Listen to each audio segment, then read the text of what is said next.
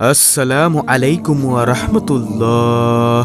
সকাল এবং সন্ধ্যায় একটি জিকির করিলে আল্লাহ তাআলার আরশে আজিম পর্যন্ত কাঁপতে থাকে এবং তার জন্য দোয়া করতে থাকেন। যতক্ষণ না পর্যন্ত তার দোয়াকে কবুল করা হয় ততক্ষণ পর্যন্ত কাঁপতে থাকেন আর দোয়া করতেই থাকেন। সুবহানাল্লাহ। প্রিয় দর্শক, আল্লাহ তাআলার আরশে আজিমে একটি বিশেষ নূরের খুঁটি রয়েছে। যখন কোনো বান্দা দুনিয়ায় বসে এই জিকিরটি পাঠ করে, সঙ্গে সঙ্গে এই জিকিরের আওয়াজ আল্লাহ তাআলার আরশে আজিমে গিয়ে ধাক্কা লাগে, যার কারণে আল্লাহ তাআলার আরশে আজিমে থাকা সেই বিশেষ নূরের খুঁটিটি কাঁপতে থাকে। তখন আল্লাহ তাআলা খুঁটির এই অবস্থা দেখে খুঁটিকে জিজ্ঞাসা করেন, ও খুঁটি, তুমি কেন কাঁপো? খুঁটি বলে, হে আল্লাহ, আপনার এক বান্দা, আপনার এক বান্দি দুনিয়ায় বসে এই জিকিরটি পাঠ করছে, যার কারণে আমি কাঁপছি। আল্লাহ তাআলা সঙ্গে সঙ্গে খুঁটিকে বলে, ও খুঁটি, তুমি তোমার কাঁপা বন্ধ করে দাও। খুঁটি বলে, হে আল্লাহ, আমি আমার কাঁপাকে বন্ধ করতে পারবো না ততক্ষণ না পর্যন্ত যতক্ষণ পর্যন্ত আপনি তাকে ক্ষমা করে দিবেন। সুবহানাল্লাহ। প্রিয় দর্শক, যতক্ষণ পর্যন্ত তার দোয়াকে কবুল করা না হয় ততক্ষণ পর্যন্ত এইভাবে কাঁপতে থাকেন আর দোয়া করতে থাকেন। সুপ্রিয় দর্শক, এই জিকিরটি হলো সর্বশ্রেষ্ঠ জিকির। যেই জিকির পাঠ করলে আসমানের সমস্ত দরজা খুলে যায়, আরশে আজিমের সমস্ত পর্দা উঠে যায়। আল্লাহর নবী হযরত মুসা আলাইহিস সালাম আল্লাহ তাআলাকে বলেন, হে আল্লাহ, আপনি আমাকে এমন একটি দোয়া শিখিয়ে দিন যে দোয়ার মাধ্যমে আমি আপনার জিকির করব, আমি আপনাকে স্মরণ করিতে পারবো। আল্লাহ তাআলা হযরত মুসা আলাইহিস সালামকে এই জিকিরটি শিক্ষা দিয়েছিলেন। সুবহানাল্লাহ। আল্লাহর নবী হযরত মুহাম্মদ সাল্লাল্লাহু আলাইহি ওয়াসাল্লাম পবিত্র হাদিসের মধ্যে ইরশাদ করেছেন, ৭ আসমান ও ৭ জমিন এক পাল্লায় রাখা হলে অপর পাল্লায় যদি এই জিকিরটি রাখা হয় তাহলে এই জিকিরের পাল্লাটি বেশি ভারী হয়ে যাবে। সুবহানাল্লাহ। এই জিকির পাঠ করার পরে আল্লাহ তাআলার কাছে কোনো কিছু চাওয়া হলে আল্লাহ তাআলা অবশ্যই তার চাওয়াকে পূর্ণ করে দেন। কোনো দোয়া করা হলে অবশ্যই তার দোয়াকে কবুল করেন। প্রিয় দর্শক, অনেকেই আছেন অভাবগ্রস্ত, অনেকেই ঋণগ্রস্ত, কোনোভাবেই ঋণ পরিশোধ করতে পারছেন না। এই জিকিরের আমলটি করে আল্লাহ তাআলার কাছে দোয়া করুন। আপনার ঋণের পরিমাণ যদি পাহাড় সমান হয়ে থাকে, আল্লাহ তাআলা আপনার সমস্ত ঋণকে কুদরতিভাবে পরিশোধ করে দিবেন ইনশাআল্লাহ। আপনার সকল অভাব অনটন, দুঃখ কষ্ট, পেরেশানি, চিন্তা দূর করে দিবেন। চতুর্দিক থেকে রিজিকের ব্যবস্থা করে দিবেন। যেদিকে যাবেন সফলতা অর্জন হবে ইনশাআল্লাহ।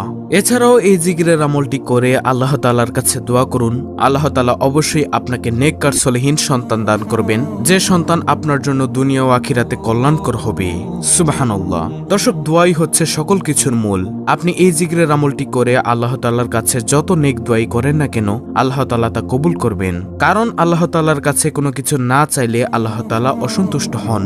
আল্লাহ তাআলার কাছে কোনো কিছু চাইলে আল্লাহ তাআলা খুশি হন। প্রিয় দর্শক, প্রত্যেকটি বিষয়ে আপনাদেরকে সুস্পষ্টভাবে বলে দিব, সকলেই গভীর মনোযোগ দিয়ে শুনবেন ইনশাআল্লাহ। দর্শক, এমন একটি সময় আছে যে সময় আল্লাহ তাআলা প্রথম আসমানে অবতরণ করেন, বান্দার জন্য সকল নাজ নিয়ামত নিয়ে চলে আসেন। আল্লাহ তাআলা বান্দাকে এভাবে ডাকতে থাকেন আর বলতে থাকেন, হে আমার বান্দা, কে আছো ক্ষমা প্রার্থী? আমার কাছে ক্ষমা চাইবে, আমি তোমার জীবনের ও যৌবনের সমস্ত গুনাহকে ক্ষমা করে দিব। কে আছো অভাবগ্রস্ত?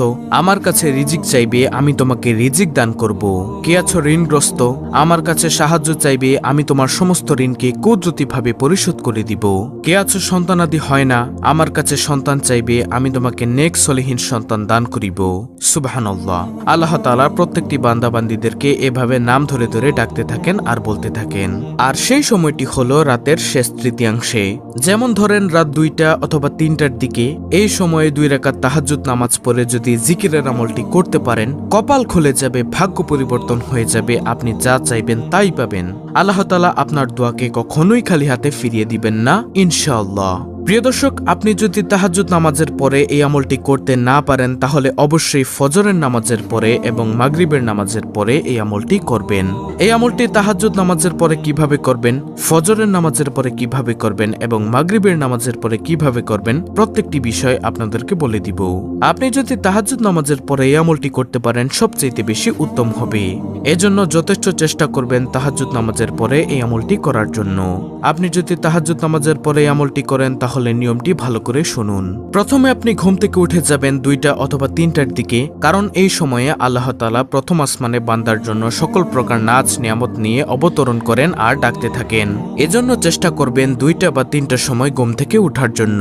ঘুম থেকে উঠে প্রথমে মিসওয়াক করে নেবেন।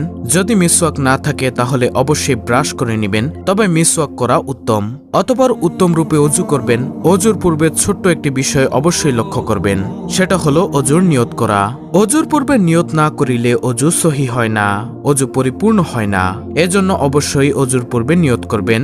আপনি যদি অজুর দোয়া না পারেন তাহলে আপনি মনে মনে নিয়ত করে নেবেন যে আমি আল্লাহর সন্তুষ্টির জন্য অজু করছি, তাহলে আপনার নিয়ত হয়ে যাবে। অতঃপর বিসমিল্লাহির রহমানির রহিম পাঠ করে অজু শুরু করবেন। তারপরে উত্তম রূপে অজু করবেন। তারপরে অজু শেষ করে ডান হাতের শাহাদাত আঙ্গুলটি আসমানের দিকে দিয়ে একবার কালিমা শাহাদাত পাঠ করবেন। এভাবে অজুর পরে কালিমা শাহাদাত পাঠ করলে আল্লাহ তাআলা আপনার জন্য জান্নাতের 8টি দরজা খুলে দিবেন। আপনি জান্নাতের যেই দরজা দিয়ে ইচ্ছে সেই দরজা দিয়ে প্রবেশ করতে পারবেন। তারপরে অজু শেষ করে কালেমা শাহাদাত পাঠ করে একটি পবিত্র স্থানে গিয়ে জায়নামাজ বা একটি পবিত্র কাপড় বিছিয়ে নেওয়ার চেষ্টা করবেন। তারপরে সেই স্থানে 2 রাকাত তাহাজ্জুদ নামাজ আদায় করবেন। এখন এই নামাজের নিয়ত করবেন কিভাবে? আপনি নামাজের নিয়ত মনে মনে এইভাবে করবেন যে আমি কিবলামুখী হয়ে আল্লাহ তাআলার সন্তুষ্টির জন্য 2 রাকাত তাহাজ্জুদ নামাজ আদায় করছি। তাহাজ্জুদ নামাজ 2 রাকাত করে পড়া উত্তম। আল্লাহর নবী সাল্লাল্লাহু আলাইহি ওয়াসাল্লাম 2 রাকাত করে তাহাজ্জুদ নামাজ পড়তেন। আপনি তাহাজ্জুদ নামাজ 8 রাকাত অথবা 12 রাকাত আদায় করার চেষ্টা করবেন 2 রাকাত করে। 4 রাকাত করে পড়লেও সমস্যা নেই। সর্বনিম্ন 2 রাকাত থেকে শুরু করে যত রাকাত ইচ্ছা করতে পারেন, কোনো সমস্যা নেই। তারপরে তাহাজ্জুদ নামাজ শেষ করে সেই স্থানে বসে আমলটি করবেন। আপনি প্রথমে একবার দুরুদে ইব্রাহিম পাঠ করবেন।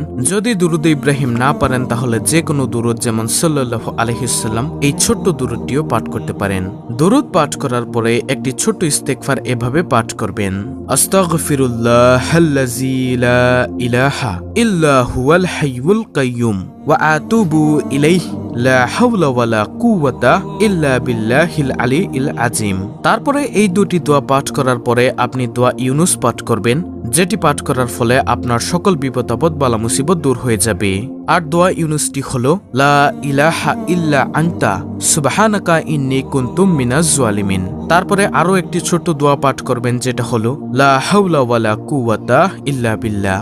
হাদিসের মধ্যে এসেছে 70টি রোগের মহা ঔষধ এই ছোট্ট দোয়াটি, লা হাওলা ওয়ালা কুওয়াতা ইল্লা বিল্লাহ। তারপরে এই দোয়াটি একবার পাঠ করা শেষ হলে সেই জিকিরটি পাঠ করবেন, যে জিকির একবার পাঠ করলে আল্লাহ তাআলার আরশে আজিম পর্যন্ত পৌঁছে যায় এবং তার জন্য দোয়া করতে থাকে।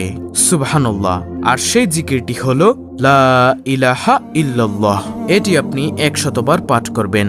তারপরে আবার একবার দুরুদে ইব্রাহিম পাঠ করবেন। তারপরে আল্লাহ তাআলার কাছে খাস দিলে দোয়া করবেন।